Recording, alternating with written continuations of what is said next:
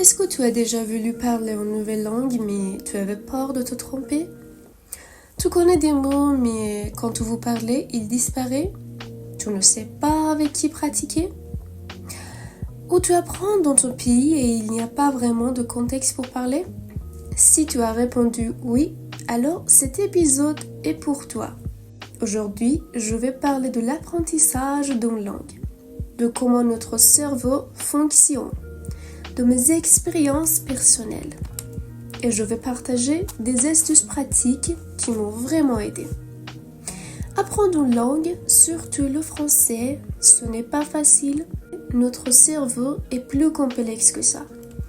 Il a besoin de vivre les mots dans des situations réelles, connecter les mots à des émotions et souvenirs, pratiquer avec d'autres personnes. Maintenant, je veux dire mon expérience. La première fois que j'ai parlé français, ma voix ne sortait pas et mon cœur battait vite. Je connaissais les mots, mais je n'arrivais pas à faire une phrase.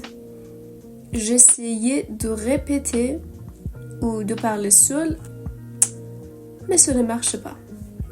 J'avais peur de faire des erreurs et parfois, ça me bloquait complètement. Beaucoup d'apprenants vivent la même chose. Ils ont peur de parler avec un natif ou leur cerveau se bloque quand ils essayent de parler. Pour ceux qui apprennent dans leur pays, c'est encore plus difficile. Avec qui parler? Comment se mettre dans une vraie situation quand tout le monde autour parle ta langue natale? Comment avoir confiance en soi? Mémoriser beaucoup de mots n'est pas suffisant. Si tu apprends seulement la théorie, ton cerveau ne peut pas utiliser ces mots naturellement en conversation.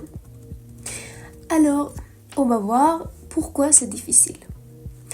Le cerveau a besoin d'exercices actifs et de répétitions dans la vraie vie. Lire ou mémoriser ne suffit pas. Faire des erreurs est normal. C'est une partie importante de l'apprentissage. Il y a quelques années, ce problème n'avait pas de solution facile. Mais maintenant, avec Internet, tout est possible.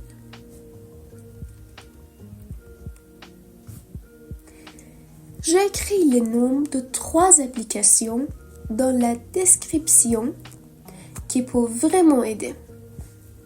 À la fin, je vais vous donner quelques conseils. Commencez avec des phrases simples, acceptez de faire des erreurs, c'est normal. Parler un peu tous les jours, c'est mieux que mémoriser beaucoup de mots. Pratiquer avec des natifs et utiliser les mots dans les situations réelles. Mon exemple, la première fois que j'ai envoyé un message pour un étranger, j'avais très peur, je ne savais pas comment commencer. Mais après la réponse, la conversation a commencé et j'ai senti que je pensais vraiment en français et que les mots venaient naturellement. Ça m'a donné confiance et m'a aidé à continuer. Dans le prochain épisode, je parlerai de comment parler sans peur et comment notre cerveau apprend vraiment le vocabulaire et la grammaire. Si vous aimez cet épisode, abonnez-vous et partagez votre expérience avec ces applications dans les commentaires. À la prochaine!